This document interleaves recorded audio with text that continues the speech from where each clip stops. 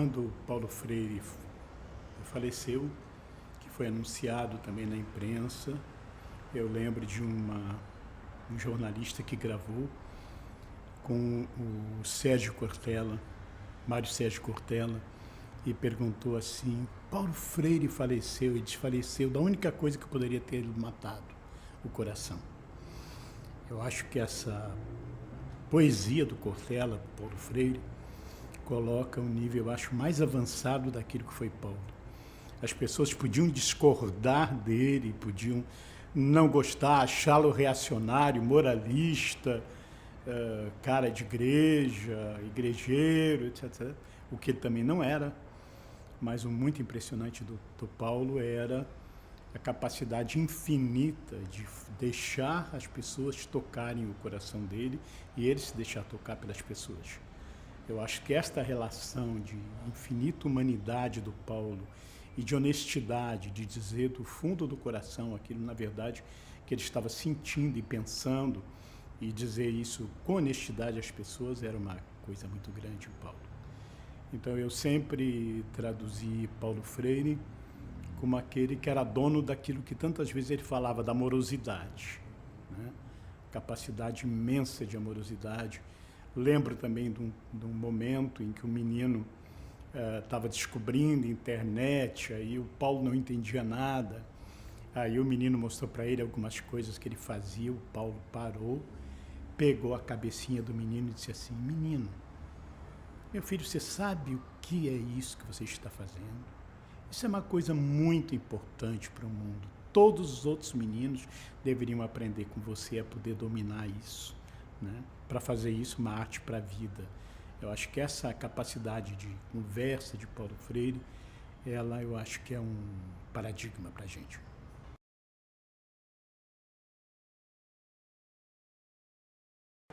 Nós estamos num momento histórico hoje muito importante, sobretudo no país, né? E que com certeza Paulo Freire estaria sofrendo imensamente com essa arbitrariedade, essa dimensão de quebrar toda a ordem legal, não podemos saber nem se é legítima, mas o fato de desreconhecer a capacidade de manter as possibilidades da vida e das pessoas, dos meios que elas precisam para viver, essa impiedade da economia que tem sido feita permanentemente. Hoje ainda nós tivemos a nomeação de um pastor da Igreja Universal do Reino de Deus para assumir o Ministério das Tecnologias, né? Na verdade, uma coisa sórdida. É moeda de troca de um processo de demolição do país. Mas eu ainda acho que teria uma coisa importante que passaria na cabeça de Paulo Freire. É que esse momento de ódio precisa ser respondido com uma resistência de ternura. Aquilo que dizia também para Paulo Freire o próprio poeta Tiago de Mello, que esse dragão não consegue aguentar 40 horas de ternura.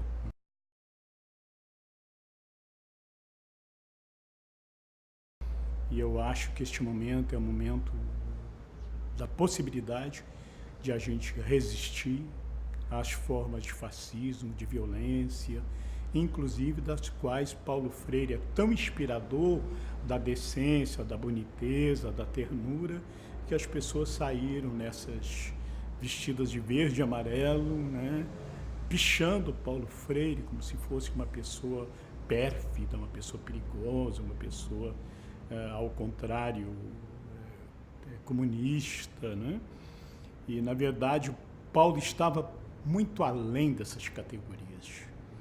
E quando a gente vê aqueles cartazes, na verdade, dá pena da pobreza dessas pessoas, da incapacidade de compreenderem o humano, da dificuldade que elas tiveram de poder circular no mundo onde a maioria circula, que é da necessidade da vida, da ternura do outro, de entender o outro como outro de mim, e entender as pessoas que estão na rua, as pessoas que estão em situação de sofrimento.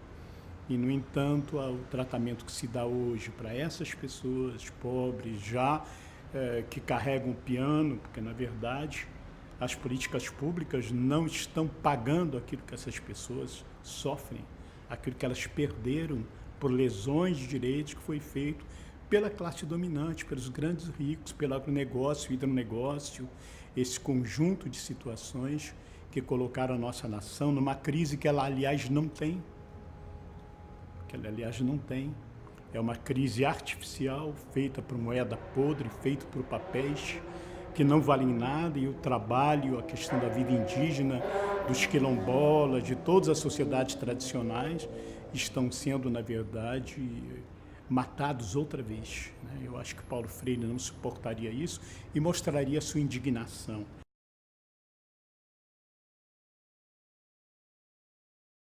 Eu imagino que Paulo Freire hoje iria ficar muito feliz. Aliás, uma vez ele falou sobre isso, né? De nos Estados Unidos ter um presidente negro, e o fato de ter Obama como presidente negro, com todas as contradições que isso implica, mas é um símbolo, é uma bandeira contra todo o racismo e também, ao mesmo tempo, uma distensão em relação, por exemplo, aos cubanos, hoje dentro da cidade de Nova York. O Papa Francisco, que é um mistério vivo de que a gente não consegue controlar a igreja, que existe alguma coisa a mais dentro dela que permite também haver subversões por parte de Deus e não aprovar a continuidade do massacre através da fé, através do dogma, através de processos de extrema violência, de normalização das pessoas, que impedem as pessoas de poderem viver do jeito que podem a vida, do jeito que conseguirem. E este Papa se afasta. Lembro quando ele deu a benção Urbi et Orbi, e que eu fiquei surpreso, que era um Papa argentino. Eu achei que era o mau agouro, porque na Argentina a maioria dos bispos são príncipes, né?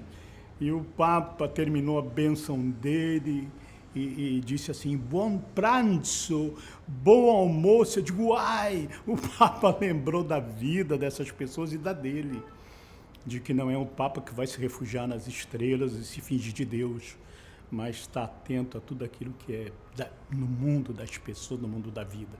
E ele não abriu mão disso. E por isso mesmo os católicos tradicionais podem se perguntar se o Papa é católico, né? Eu diria, na verdade, que o Papa teria o coração de Cristo, que também foi matado pela religião no seu tempo, sacrificado pelo poder romano também político. Então, me parece que esse fenômeno do Francisco, o fenômeno do Pepe Mujica, que aprendeu tudo na prisão durante anos, né? O sofrimento não lhe tirou a humanidade, pelo contrário, fortaleceu imensamente a capacidade de uma etoestética, de alguém que é capaz de se tornar solidário com as pessoas, misericordioso. A palavra misericórdia é uma palavra muito forte. Ela significa misericórdia, ter o coração sensibilizado pelo sofrimento dos outros, né? Então, ela é muito forte. O Pepe Mujica é isso, é a figura solidária, né?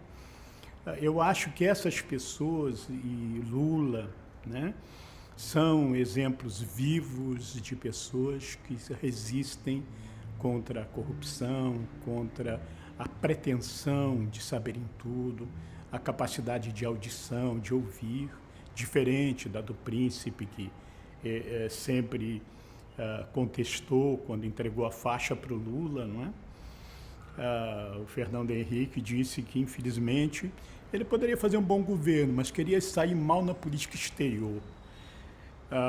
E que a economia também ele não conseguiria ter nenhuma mudança nos processos por causa da questão internacional.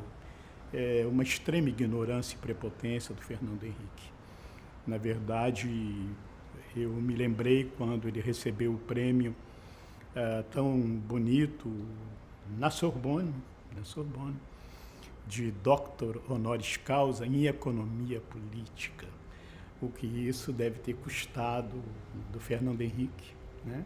Até porque uma das figuras que foi orientador do Fernando Henrique de doutorado e pós-doutorado na Sorbonne, que foi o Alain Touraine, estava lá.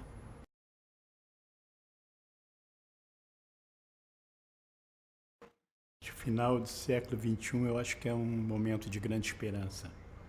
Eu acho que nós estamos numa grande virada. Este sofrimento que a gente está passando é parecido com aquilo que Jesus, o Cristo, dizia da mulher em dores de parto, né?